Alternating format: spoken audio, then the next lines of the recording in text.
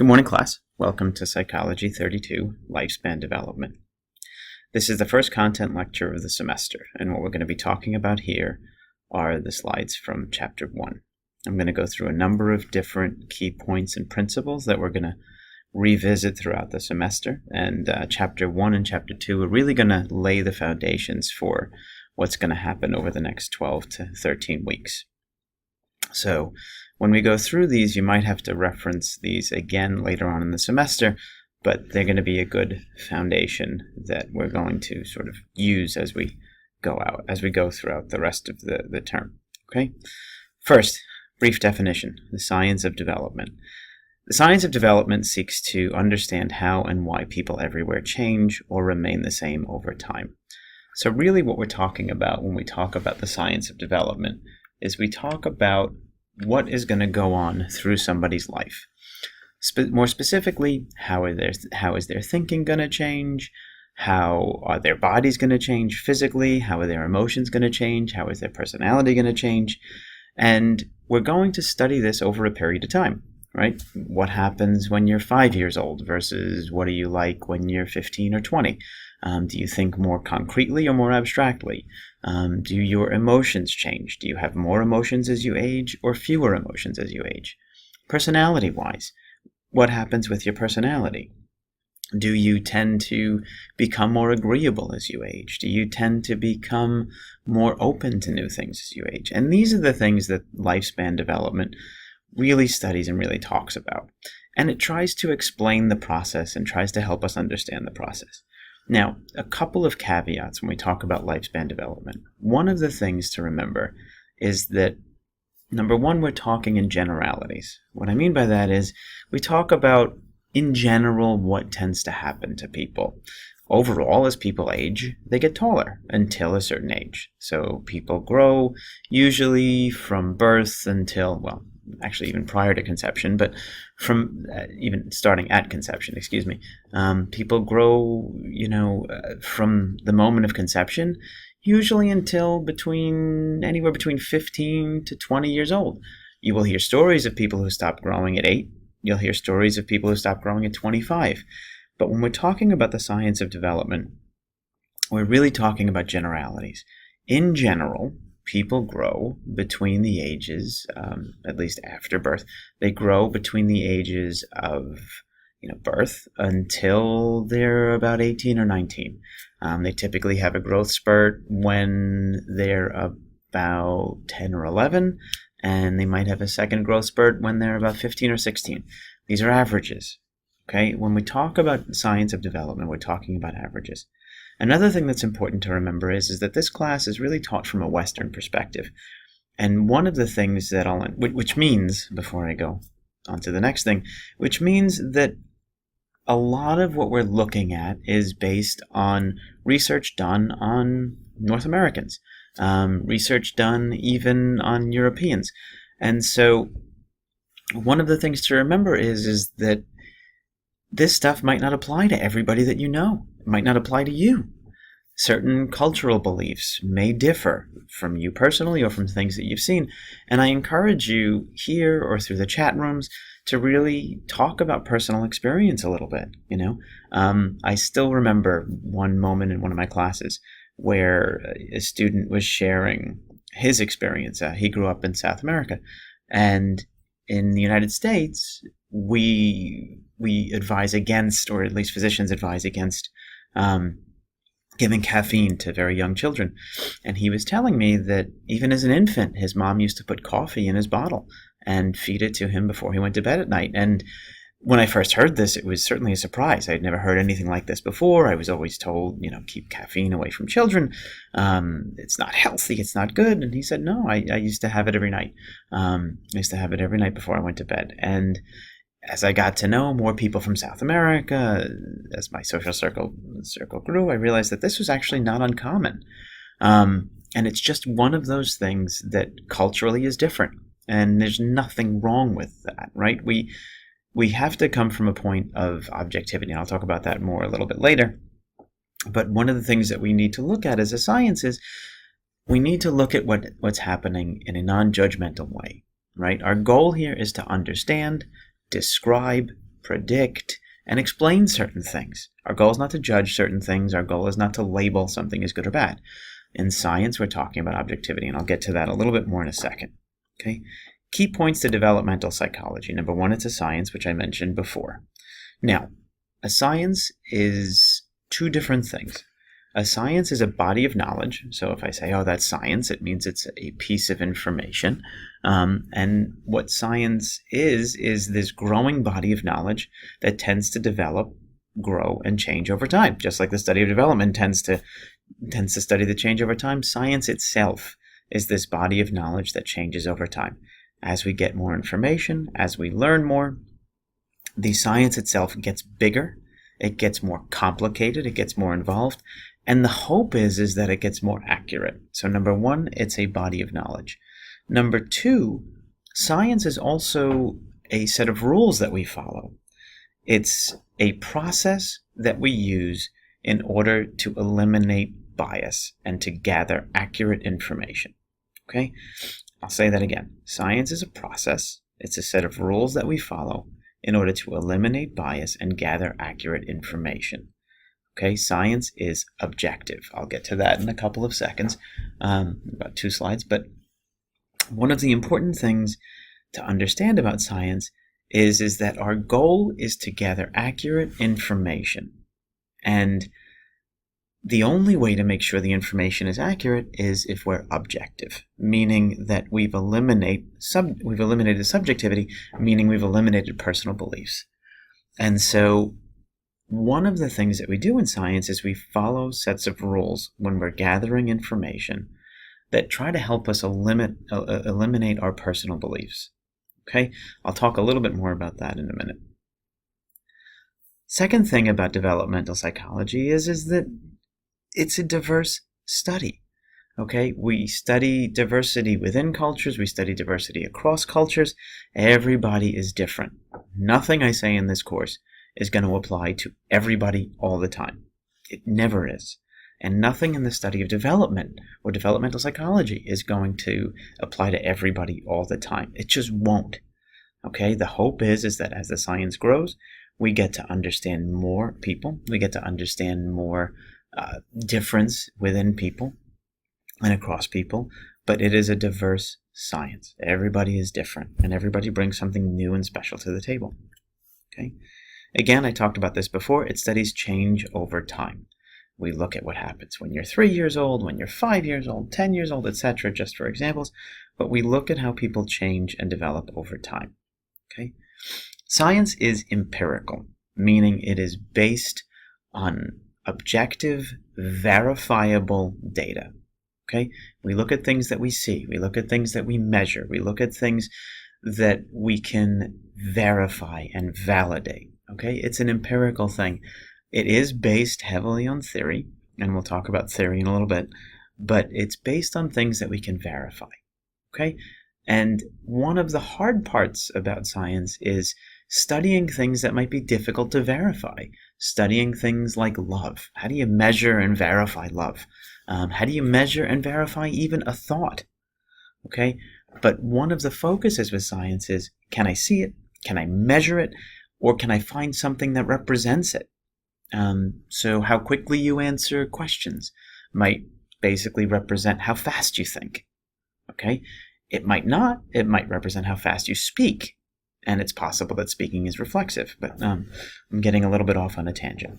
The thing to remember here is that science is empirical, meaning that we study things that we can see, we study things that we can measure, or that there's some type of representation of, and again, we try to be objective. Okay? Now, when we talk about empirical and objectivity, it's extremely important. And the reason why it's extremely important is because we want to go with what we call evidence-based information. Okay? There's always this conflict between what we call evidence-based and belief-based ideas. Let me ask you a question, and it's just sort of a thought exercise for a second. I always ask this in my classes. Do you believe in gun control? And just think about that for a second. Okay? Now, people have strong beliefs when it comes to gun control. Does it ultimately help society or hurt society to have gun control? I'm not going to answer that question. But what I want you to do for a second is look at where your belief about gun control comes from. Did you actually go online and do research? Did you look in empirical articles? Did you study different countries and their levels of gun control? Or did you just kind of go with what your personal set of beliefs is? Did you go with your set of logic, right? Now, just because it's your set of logic doesn't necessarily mean that there's science behind it. It could make sense, but just because it makes sense doesn't always mean that it's accurate. Okay? So think about this in terms of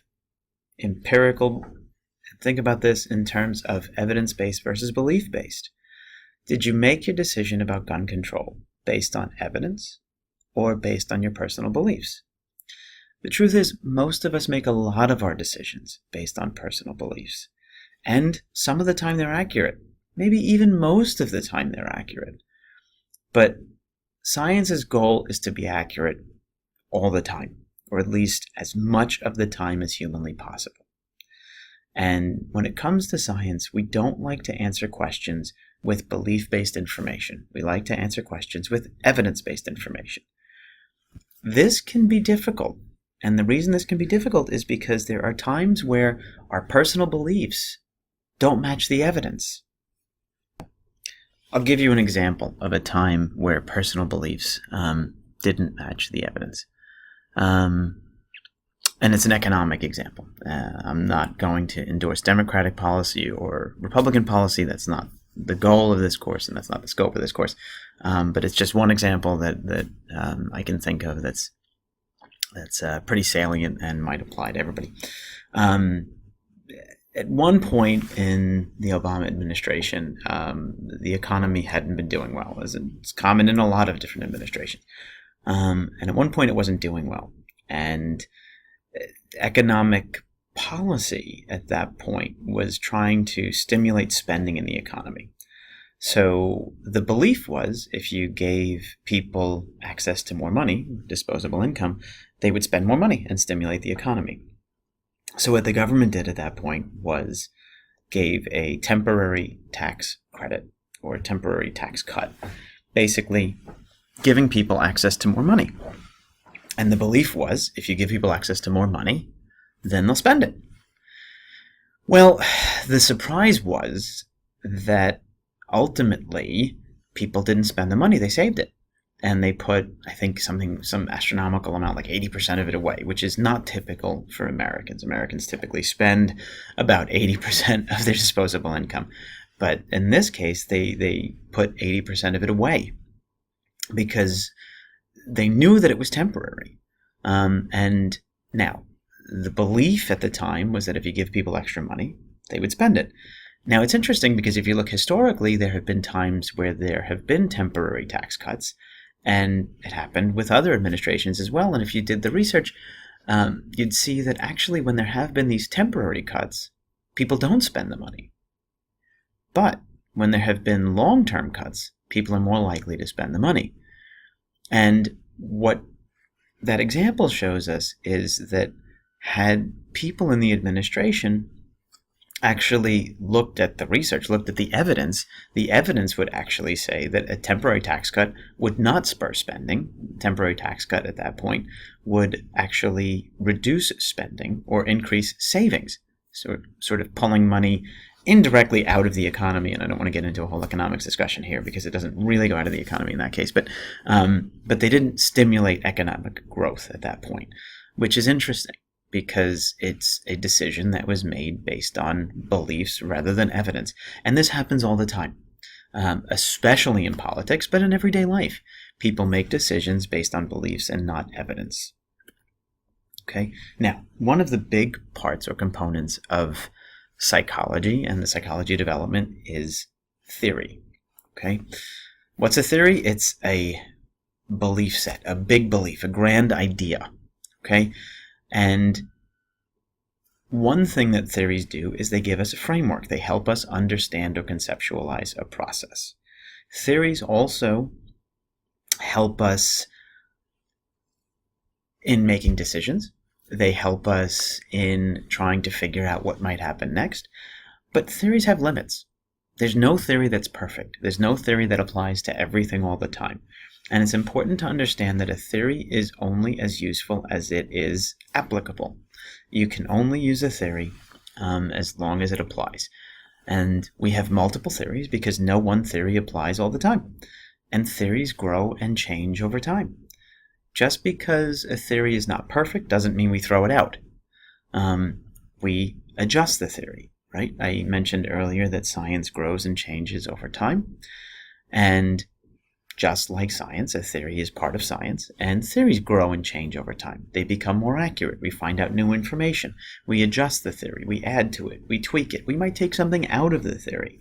But the theory is there to give us a framework. It's there to give us an understanding. It's there to help us know more about a particular process, know more about a particular thing that's happening. But again, they're not perfect. We're going to talk about a number of different theories this semester. 7 overall, but there are 5 that we're going to focus on. The 5 main theories that we're going to focus on are actually going to be discussed more so in Chapter 2, but we're going to introduce a couple of theories in this chapter that are going to be important for the course. And I want you to sort of internalize these theories, and we'll see if we can apply them throughout the semester. Okay. Now, the first theory that we'll talk about, this is one of the 2 that we sort of internalize, is dynamic systems theory, this top one here. Okay, dynamic systems theory basically looks at development as a process that changes all the time. Okay, so one thing to understand is that we're constantly engaging with others. As a parent, I interact with my child, and my child then interacts with me. And the way that I act towards my child is going to change my child's behavior, thought, emotions. And the way that my child acts towards me is going to change my behavior, thought, and emotions. And one of the things to understand is that development is not a linear process, meaning it doesn't follow one path. As my behavior changes, my child's behavior changes. And as my child's behavior changes, my behavior changes. As my significant other's behavior changes, so does mine. And as my behavior changes, my significant other's behavior changes. Okay, so one of the things to understand is that development is changing all the time, and there are different influences on development. And these different influences on development can change the course or trajectory of development. Some small influences on development might not have much of a change. Some small influence on development in the right circumstances might have a very big impact on change. But understand it as a process where there are multiple influences acting on development throughout the process. And it's never going to be stagnant. It's never going to be a linear path. It's changing all the time. Okay. The second theory we'll talk about is bioecological systems theory. Bioecological systems theory looks at human development in context, basically meaning that you can't look at development as a process without paying attention to what's going on in the individual's environment and in their surroundings. Okay. Bioecological systems theory looks at the individual's surroundings based on really sort of four different settings. The 5th here is the interaction between all of the settings. So an individual's development, according to bioecological systems theory, is going to be influenced, number 1, by their immediate surroundings, their family, their peer group, the people who influence them every day. Number 2, by local institutions, school, church, synagogue, mosque, etc. Number 3, by the larger social setting, cultural values. And then number 4, by historical conditions, what's going on in that time. So this would be economic conditions, political conditions, right? A child growing up today, especially somebody who's old enough to be aware what's going on politically. The elections might be a big deal. A child growing up in the 20s, the Depression might have been a big deal. These are going to be sort of more of the chronosystems. Children that are growing up in countries where there's war going on, or violence, or strife, famine, etc. Those are going to be sort of the chronosystems that are affecting the person. The mesosystems are going to be the connections between each. So how, it says it on the slide here, how parents interact with teachers. So parents are going to be part of the microsystems, teachers are going to be part of the exosystems, etc. So what we're really looking at here is the interaction between each of these, and we look first at how microsystems affect the person, because microsystems are going to be the most salient. That's going to be the stuff that impacts the person every day. After that, exo, then macro, then chrono. Okay, so it's debatable which might have more of an influence, because you could argue that historical conditions are going to affect micro, exo, and macro systems. So if there's famine or war, that's going to affect your family. It's going to affect local institutions, and it's going to affect cultural values. Or you could argue the other way, that your immediate surroundings are the things that are going to affect local institutions and macro systems, right? So your immediate family might, they'll decide what school you go to. They'll decide where you go to worship if you practice a particular religion. They'll decide sort of where you live and what your cultural values are, right? It's difficult to say which interacts more, but when we're looking at development, we need to, according to bioecological systems theory, look at all of these together, because they're all going to have an influence one way or another. Okay? Key characteristics of development, and I'll go through these quickly. Multidirectional, meaning that development doesn't happen in one direction. If we're looking for an example physically, people don't grow all their lives. They grow, they stop, and then they shrink a little bit. Processing speed, how fast you think. People think faster and faster as they age, then they level off, and then they start to think a little bit more slowly as they get older. Okay, it's multidirectional. Multi-contextual, okay, meaning that development happens in different realms at different speeds. People might develop more quickly socially, but they might fall behind cognitively. They might fall behind emotionally. They might fall behind physically, okay? Different development happens in different contexts, okay? Multicultural, we talked about that before. Multidisciplinary. When we talk about multidisciplinary, the study of development encompasses a lot of different fields. The study of development pulls from anthropology. It pulls from sociology. Obviously, it pulls from psychology. It pulls even from math and even from economics, etc. There's a lot of different influences on the study and the science of development. Biology is certainly a big part of it. So when we look at development, or the key characteristics, it's a multidisciplinary field. Plasticity means the ability to change. And one of the things to understand about development is that it can be influenced. Just because your parents are both born, or are both 6'4", doesn't mean you're going to be 6'4". Okay, they're not born 6'4", sorry. But just because your parents are 6'4" doesn't mean you're 6'4". It's no guarantee. Influences like lack of food resources, lack of proteins can reduce height, or vice versa. Environmental influences could increase height or weight. Let's say both of your parents are very, very slim, very petite. That doesn't mean that you're guaranteed to be slim or petite. You might be larger.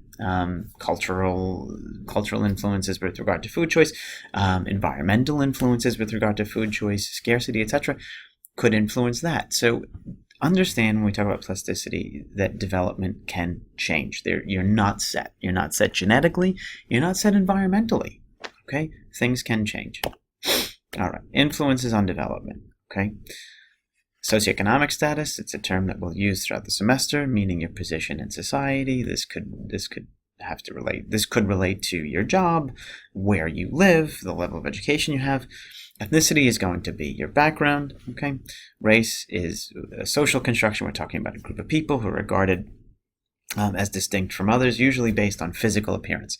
It could be theoretically skin color, it could be hair texture, things like that. These are the things that we typically assign to race. There's a tremendous debate about race, what goes into deciding what race is. I don't want to go into that too much just because it's really beyond the scope of this course. But just definitionally, when we're talking about race, we're talking about individuals or a group who are regarded as distinct from others by physical appearance. Culture. at that point is going to be customs, arts, social institutions, and achievements of a particular group. Okay, and race and culture are not necessarily the same thing. Okay, all right. Domains of development. The textbook is broken up this way, and I'm going to sort of teach the course this way. When we talk about the different areas of development, we're talking about biosocial, meaning what's happening physically, cognitive, meaning what's happening with your thought process and how your thoughts develop, and then psychosocial, what's happening socially and interpersonally. And psychology focuses a lot more on psychosocial and cognitive rather than biosocial, but we can't discount what's happening biologically because the physical changes relate to or affect cognitive changes and psychosocial changes, and psychosocial and cognitive changes will affect physical changes, but we'll get to that. Okay. Now, studying development as a science. Okay, I mentioned before science, and I mentioned that it was a body of knowledge. I mentioned that it was a set of rules that we follow designed to increase objectivity. The scientific method is the set of rules that we typically follow in order to answer questions. And it's a set of steps, a procedure, and the goal of the procedure is to eliminate bias, to maintain objectivity. Okay, I'll get to the goals and the steps in a few minutes. Now, let's talk a little bit about research. Why do we do it? We do research in psychology in order to gather more information. That's really it. In order to understand what's going on with individuals, understand how people change or stay the same, but we do research to gather information. It's as simple as that. Okay? And our goal is to gather accurate information. Okay, it would be a wasted effort to gather information that's inaccurate. It's kind of a wasted effort to just guess at things to a certain degree. Okay, although scientists sometimes guess, but they test their guesses. Okay, and we'll talk about that in a little bit. Now, 5 steps, or 6 technically, in the research process. Number 1, decide what you want to study. Simple and straightforward, right? You have to pick something that you want to look at or examine. Okay, number 2, look at existing research. Now, there are dozens of reasons why we look at existing research, but the most important reasons why we look at existing research is to, number 1, see what other people have found, right? The purpose of science is to build on what we already know, to increase the body of knowledge. You might decide, I want to do research on mood and music, and say, let me look at this, let me look at how classical music affects mood. Well, what if there are already 50 or 100 or 150 studies on mood and music? What's the point, right? There's no point in you reinventing the wheel if it's already been done. But that doesn't mean that there's not area to build. They might have done research on Beethoven and mood, but they didn't do research on Bach and mood. They didn't do research on Mozart and mood. So maybe there's a place where you can build on the research there, but the only way you'd know this is by looking at existing research. See what other people have already done, right? Because our goal is to build on what's out there already. Next is develop your hypothesis. Now, here's one of the things that separates sort of this course from high school and from earlier courses. A thing to understand is that a hypothesis is a prediction. Okay, without getting too much into research methods, because this is something that you'll talk a lot about if you ever take a research methods course, a hypothesis is a prediction. It's not an educated guess. Meaning that with a hypothesis, you've looked at existing research and you've basically decided, let's use that music and mood example that I talked about before. You basically decided that music, classical music, Beethoven, can affect mood in some way. And your research found that typically when people listen to Beethoven, it makes them happier. It increases positive mood states. I don't love to say positive, and we'll talk about that later, but it increases positive mood states. So what you're going to do when you research this is you're going to develop a hypothesis. And your prediction, or your hypothesis, is going to be listening to Beethoven increases positive mood states. Now, this is different from what we normally call a hypothesis, which is, we normally call it an educated guess. An educated guess is too vague and too broad. Okay? When we talk about a hypothesis, it's a prediction. The reason why it's a prediction is because I can play Beethoven for somebody. measure their mood states using a mood measure of some kind. If it does show an increase in their mood state, I supported my hypothesis. If it doesn't show an increase, I refuted my hypothesis. At that point, I know if my hypothesis was correct. I know if it increases positive mood states, then it was correct. And if it doesn't increase positive mood states, it wasn't correct. The reason why this is important is because when we're talking about a prediction, either way the prediction goes, if it's supported or not, gives us information. If I support my hypothesis, well, then I've learned that listening to Beethoven increases positive mood states. If it doesn't support my hypothesis, I know listening to Beethoven does not increase positive mood states. This is valuable information one way or another. A prediction is going to create information either way, if it's supported or if it's refuted, as opposed to a hypothesis, which is an educated guess, which might be vague. Something like listening to music can affect your mood. Well, what does that mean? I mean, how do I measure that? How do I test that? In what direction does that go? It doesn't necessarily give us clear and accurate information, no matter what I find with that. Okay? I can talk about that more later, and maybe in a discussion room or discussion board if you guys have questions about that, but understand that a hypothesis is a prediction. It's not an educated guess. Okay? Now, once I develop my hypothesis, I need to test it. And there's a bunch of different ways in which we can test it. And I'll get into that a little bit later, but I'll test that hypothesis by doing research, either descriptive research or experimental research, but we'll talk about that in a little bit. Okay. After I do my research, I'm going to use my research to gather data. Data is just the information that I gather, and I'll typically assign numbers to this information. So I might measure your mood state on a scale of 1 to 10, 1 being a more sad mood, 10 being a more positive mood. If I do my research, if I play Beethoven, and people after listening to Beethoven tend to have more 10s on their mood scale, then I say it supports my hypothesis. But we'll talk about that a little bit later. The last thing is make your findings available by publishing. Okay? Again, you're not required to publish when you do research, but the hope is that you will, because you want to share this information with the scientific community, right? The hope and the goal is to grow the body of knowledge, not to keep it for yourself so you have this piece of information that nobody else does. It is to grow the body of knowledge so that society and the world benefit from your information. Okay? Now, one thing that's important with science is the idea of replication. Okay? Typically in science, when we set up a study, we set it up in a way where we can repeat it. I'll write down all the steps involved when I'm doing research so that I can repeat that study later on. And repeating that study increases something that we call reliability. Reliability in psychology and in science means consistency. It's not good or bad. It just means consistency.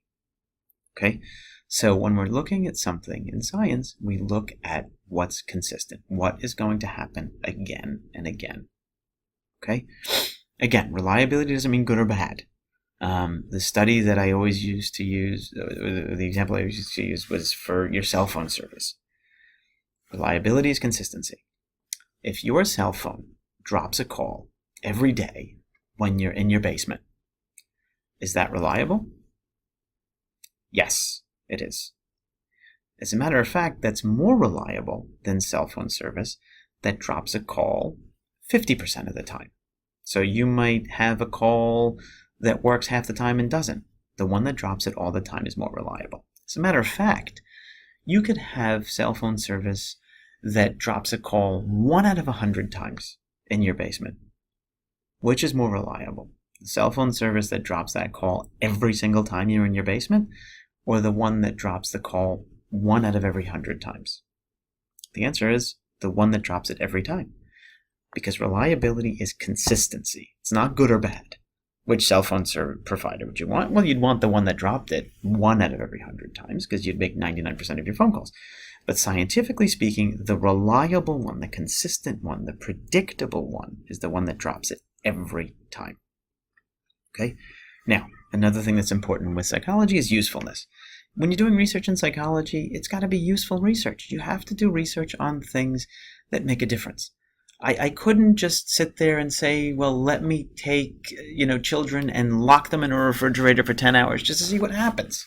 Right? Aside from the fact that I'd probably get arrested for child abuse, there's no point to that study. What's that going to do for me?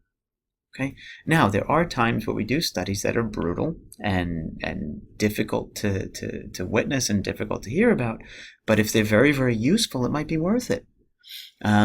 Research in the past, and it's debatable, right? I don't want to get into the whole debate about using animals in research or not, but research in the past did horrible things to animals. But sometimes it did horrible things with the goal of trying to cure diseases like cancer, Parkinson's, dementia. Now, it would be difficult to get approval to do research on something that caused cancer in animals if I was just sitting there saying, well, let me see what happens. But if I was doing research that caused cancer in animals and the goal was to cure cancer in humans, it might be worth it. And again, at least that's what the scientific community argues. Okay, there are big debates about animal research, but I just wanted to sort of introduce the idea. Now, two other big terms in research are validity and generalizability. When we talk about validity scientifically, we're talking about the instrument's accuracy, for lack of a better term, meaning are we measuring what we're looking at measuring? All right, so with that, when we talk about validity, let's say I want to measure intelligence. Okay? I might measure intelligence saying, I'm going to give you a problem to solve. Here's your problem. I am going to say, what do you do if your front porch, the steps crumble on your front porch, and you have trouble getting out of the house, but you have to carry something heavy out of the house with these crumbled front steps? And I sit there and say, figure it out. And I look at your answer. And I sit there and say, this person had a good answer, so they're smart. This person had a not good answer, so they're not smart. Is that a valid measure of intelligence? What if you don't know what a front porch is? What if you grew up in a country or community where there were no front porches? How could you possibly answer that question? And so I'm going to sit there and say that you were unintelligent because you've never seen a front porch before? What if you actually had a front porch and the steps did crumble? And you answered that question very quickly and very accurately. Does that mean you're smarter because you've had the experience of having a front porch crumble? I would argue in that case that asking people how they deal with a crumbling front porch is not a valid measure of intelligence because it's not really measuring intelligence. It might be measuring if you've had a front porch. It might be measuring cultural experiences, right? It doesn't mean it's measuring intelligence. Other people might argue it is a valid measure. It's problem solving. And if I describe a front porch, anybody should be able to answer that question, right? It's difficult to say. I would definitely argue, at least in one term, that's not a valid measure of intelligence. Okay? So what we're looking at are things that are valid measures of intelligence. And intelligence is one of those difficult topics where some people argue there are no valid measures of intelligence, but we'll get to that at another point. Generalizability. When we talk about generalizability, we mean the ability to apply the information to multiple settings. Okay? So if I'm studying how punishment influences behavior, the only way that I can study how punishment influences behavior is by using punishment on a number of different behaviors in a number of different people. If I use a particular type of punishment on only one person, it's difficult to say that I can generalize that information. It's difficult to say that I can apply that to a whole bunch of other people because all I've done is tested one person. I can't generalize that. It gets very, very difficult. So when we're talking about generalizability, we're talking about the ability to apply it to large groups of people. Okay, now we're going to talk about research and the two different types of research. Okay? In general, in science, there are two different types of research. There is descriptive research and experimental research. Now, some researchers argue that all research can become experimental research if done the right way. I won't get to that this semester, But I do want to talk a little bit about the distinction between descriptive research and experimental research. Descriptive research is any type of research where we gather information, but we don't manipulate what's happening. Meaning that all I'm going to do is gather information, either through a survey or looking at data that's already been taken. If somebody has studied, let's say, growth rates over time in the past, doing case studies following one individual for a period of time, or observational research where I watch people in a cafe or watch people in a social setting and see what they do, but I'm not influencing anything, okay?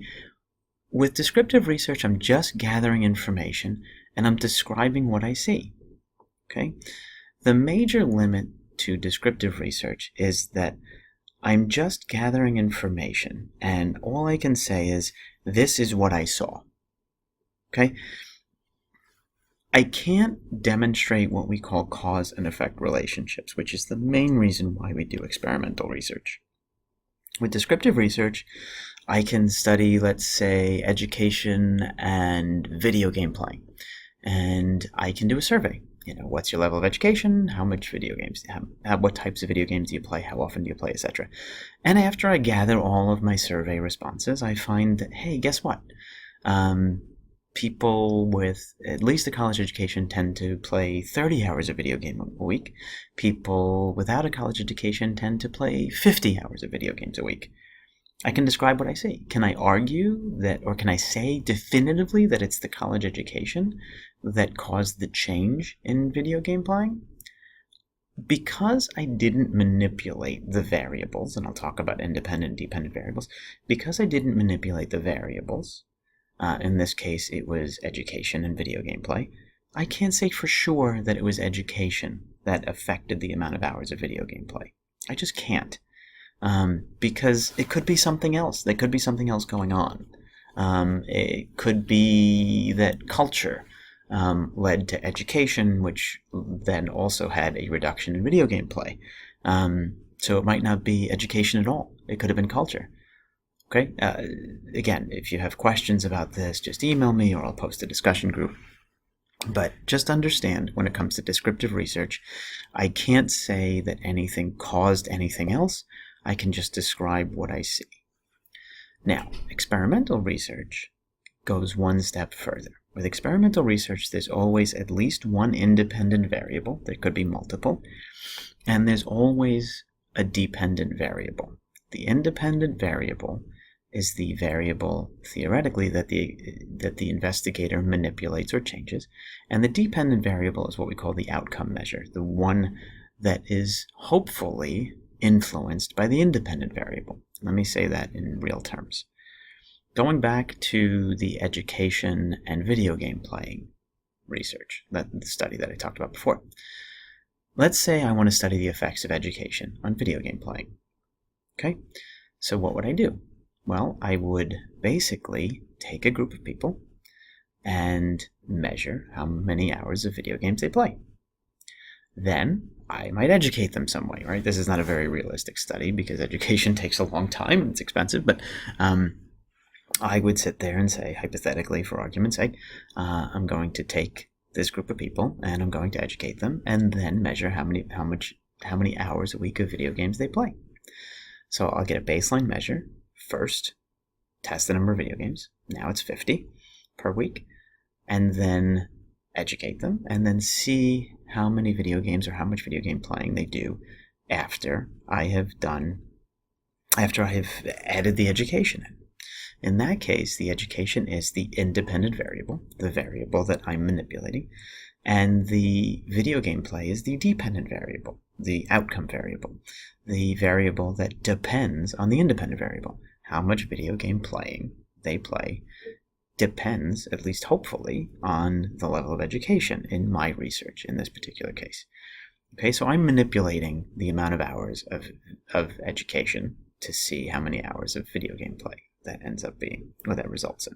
Okay, now the purpose of this is, as I manipulate the independent variable, as I manipulate how much education they have, if the hours of video game play responds to the manipulation, meaning as I increase the number of hours of education, the video game play decreases. Then the thought is that the change in the number of hours of education is causing the change in the amount of video game playing. And if it shows those results consistently, if I go up on the education and the video game playing goes down, and then I go down on the education and the video game playing goes up, then I can demonstrate or argue that the education is causing the change in video game playing. And I can demonstrate what we call cause and effect. Okay? And you can do this with any two variables. If you add in one, increase one, see how that affects the other. Okay, they do this in medical research all the time. I want to see if this medication changes your level of depression. So I measure your depression, and then I add medication in, and I measure your depression again. As I increase the medication, what happens to your depression? Hopefully it goes down. As I decrease the medication, what happens to your depression? Well, theoretically, if the medication is affecting the level of depression, it should go up. Okay? Now, experimental and control group. With a lot of research, you're going to try to get an experimental and a control group. The control group is a group that you just follow. You don't do anything to. The experimental group is the group that you manipulate in some way. Okay? So in this case, let's go back to the medication and depression. In the experimental group, I will give them medication. So first I'll measure their depression, then I'll give them medication, then I'll measure their depression again. With the control group, I won't give them medication. I'll give them a fake pill, what I call a placebo pill. Okay? So just so that they think they're getting the medication, I'll explain why in a second. But group A is the control group and group B is the experimental group. So in group A, I'm going to basically just follow them. I'm going to measure their depression, give them the fake pill, measure their depression again, maybe take the fake pill away, measure their depression again. Group B is the experimental group. I'm going to measure their depression. I'm going to give them the pill, the actual pill, and then I'm going to measure their depression again and see what happened. The reason why I have two groups in this case is because I want to make sure that it's the pill that's having the change, because it's possible that depression goes away on its own. So what if depression does go away on its own? And so what if I have group A, the control group, and I measure their depression, and then I basically give them the fake pill, and then I measure the depression again. And I have group B. I measure the depression, give them the real pill, and then I measure the depression again. Well, what if after the pills, the fake pill and the real pill, the level of depression is the same in both groups? What happens then? What do I know? Well, I know that depression probably goes away over time, and the medication didn't have much of an effect. Okay? I also might know that the placebo, the fake pill I gave them, could have had a stronger effect than I anticipated, but I don't want to talk about placebo effects too much right now because that makes things more complicated. But understand that the point of the control group, or the purpose of the control group, is to theoretically make sure that the change that's happening is happening because of our experimental manipulation, because of what we're doing, not that a change that's going to happen normally over time. I'll give you a more personal example. I was working, this guy tried to sell me something. It was a company that sold natural products, and he tried to sell me these products. And he said, I know these products work, and I know these products because I would do like 50 sit-ups a day, and after doing 50 sit-ups a day, that was all I could do. But then I started to take these pills, these natural holistic pills, and I'm not bashing natural or holistic anything. It was just this example. And he said, after this, I could do 100 sit-ups a day. Is that valid or scientific in any way? What do I know about the pills? Well, I know you may have worked harder at the sit-ups. The pills may have worked. They may not have worked. I don't know. But sitting there saying, because you could do it before, or you couldn't do it before, and now you can do it after doing this, there's no science there. You were practicing doing sit-ups every day. Maybe your muscles just got stronger. Maybe you were just more motivated after taking the pill. I don't know for sure. But I might know for sure if I take two groups of people, gave half of them the fake pill and half of them the real pill, measured their sit-ups before, measured their sit-ups after, and if all the ones that took the real pill did better or did more sit-ups than the ones that took the fake pill, and remember, the ones that take the fake pill don't know that they're taking the fake pill. If all the ones that took the real pill did better, then I can argue that this is helping in some way. But before that, I can't really argue that. Okay? Now, how can we study change over time? Okay, there's 3 different ways that we study change over time. One is longitudinal research, where I take one group of people and I follow them for a long period of time.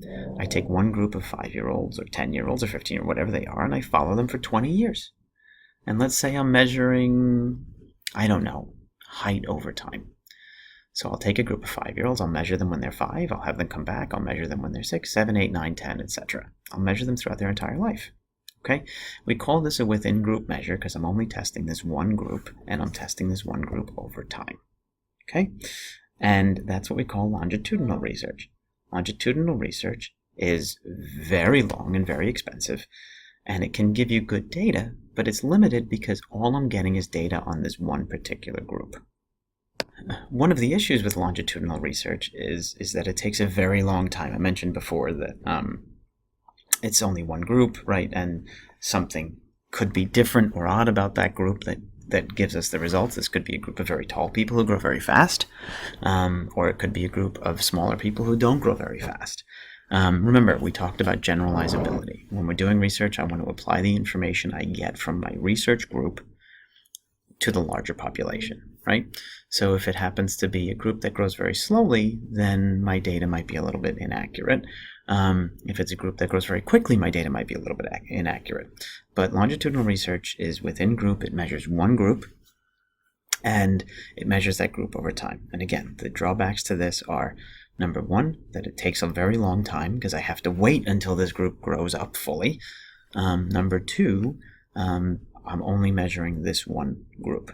Okay, so those are some drawbacks. Cross-sectional research, on the other hand, is a little bit different.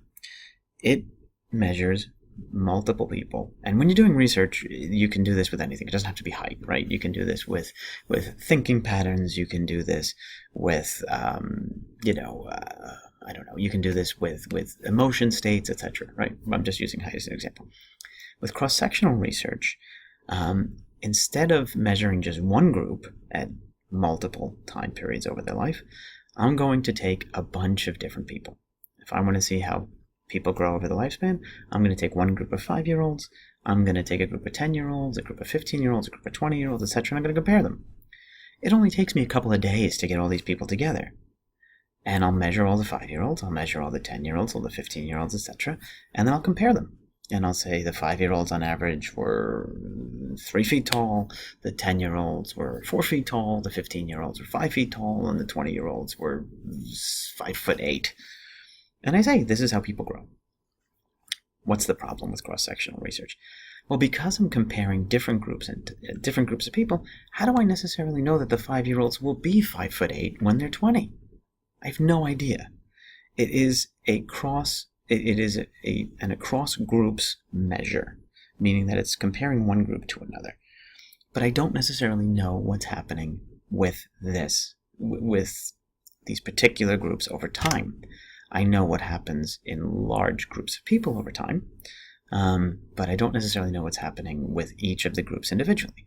One of the groups might not get to 5'8". One of the groups might surpass 5'8". It might be something special with that particular group. Okay?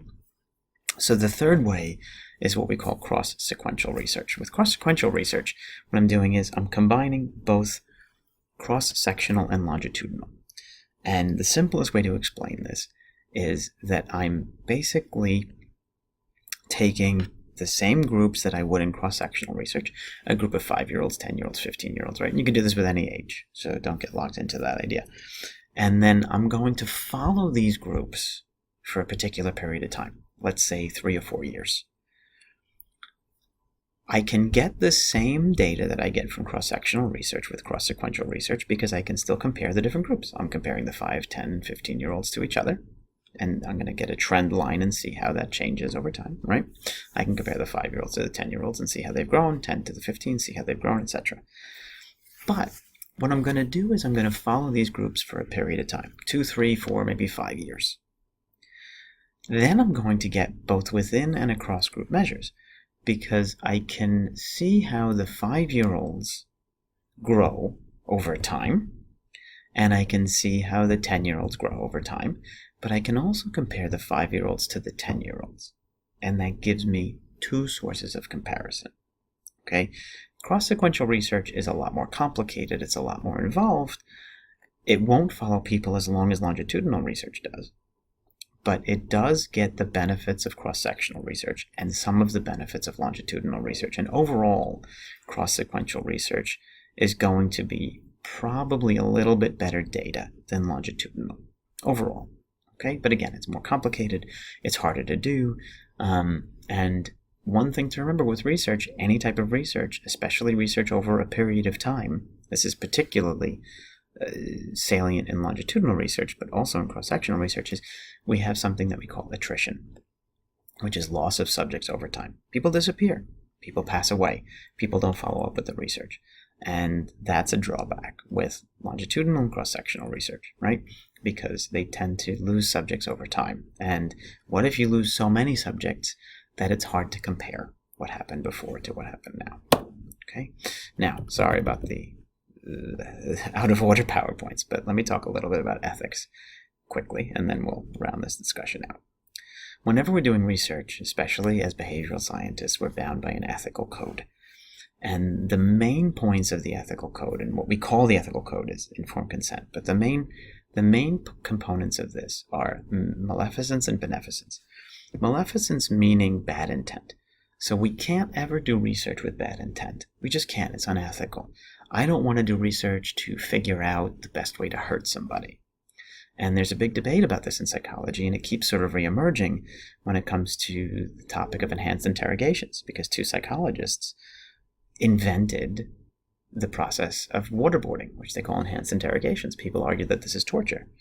And the debate is this maleficent? Was this research designed to hurt people?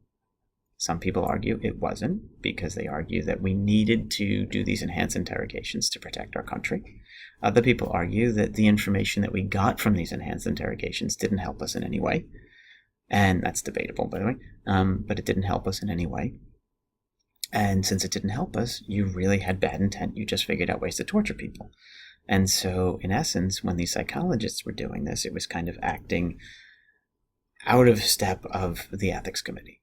Okay, and they were not approved ethically to do this. They were hired by the government, and they were brought in to develop these enhanced interrogation techniques. I don't want to get into the whole debate if it is ethical or if it's not, but just understand the debate around it.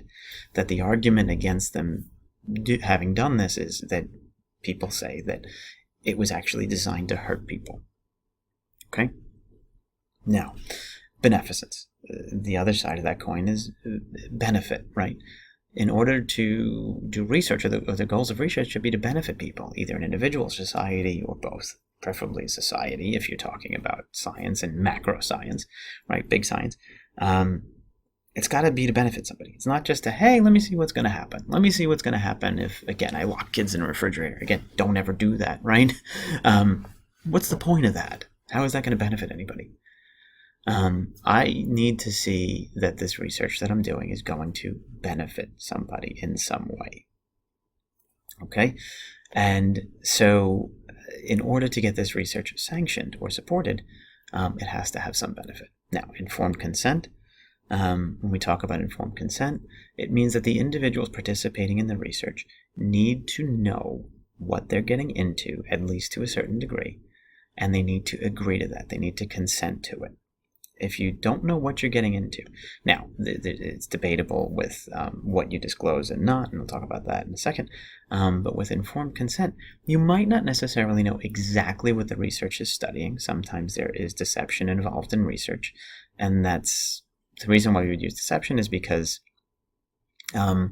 we would want to make sure that we didn't bias the subject in the research, we didn't skew the research in some way, but the deception needs to be justified, and we need to disclose what happens after the fact. But you at least need to know what you're signing up for. if this research study could cause you pain in some way, if it could get you sick in some way, you need to know this before you start. If it's going to take a lot of time, you need to know this before you start. You have to be informed. You have to be aware of what you're agreeing to before you start. And just like that, disclosure, the second part of it, is we have to disclose what the research is about. Maybe not during the research process, but definitely after, if you have questions. We also have to disclose the risks involved in doing the research. We have to disclose any potential benefits. We might be vague in the beginning, again, because we want to not bias the study in some way, but we are required to disclose certain types of information. Withdrawal and anonymity. Withdrawal basically means you have the right to withdraw from a research at any time. Nobody's being put in prison here, like had been done in the past in previous research. Nobody is going to be held against their will. You have to have the right to withdraw from the research at any time. And anonymity means if you participate in a research study, we are required as researchers to maintain anonymity, meaning that we're required as researchers to make sure that your identity is completely anonymous, okay? Because the truth is, if you're doing research, if I'm asking you about, let's say, prejudice, and I want to find out more about that, how honest are you going to be if you're answering a survey about prejudice? If you know that your name is going to be out there, okay? Nobody wants to be known as prejudiced. You can argue that nobody even wants to be prejudiced, but you're not going to be honest, right? Because you're worried about how it might affect your reputation or your career or something like that, how it might affect your family. So one thing that we try to guarantee is anonymity. If you're doing a survey, your name won't appear on that survey. If your name appears anywhere in this, we will keep your name separate from the survey results, and we will make sure that we don't identify you. Okay, if you ask me who participated in the survey, I can't say. I cannot give information that will allow you to identify the person that answered these questions. Number one, to protect the subjects in research. That's the most important. And number two, to maintain the integrity of the research. Okay? All right. That is about it for the first slide deck. I'm sorry that the slide deck was so long. If you have any questions, please feel free to email me. The email address is on the syllabus, and we will continue on Chapter 2 in another lecture, and that'll be posted this week as well. Okay, hope you enjoyed it, and feel free to watch this again if you have questions, or email me. And again, maybe I'll set up a discussion group so that people can talk about this or ask questions through the discussion group, and I can answer all of them as a group. Okay, all right.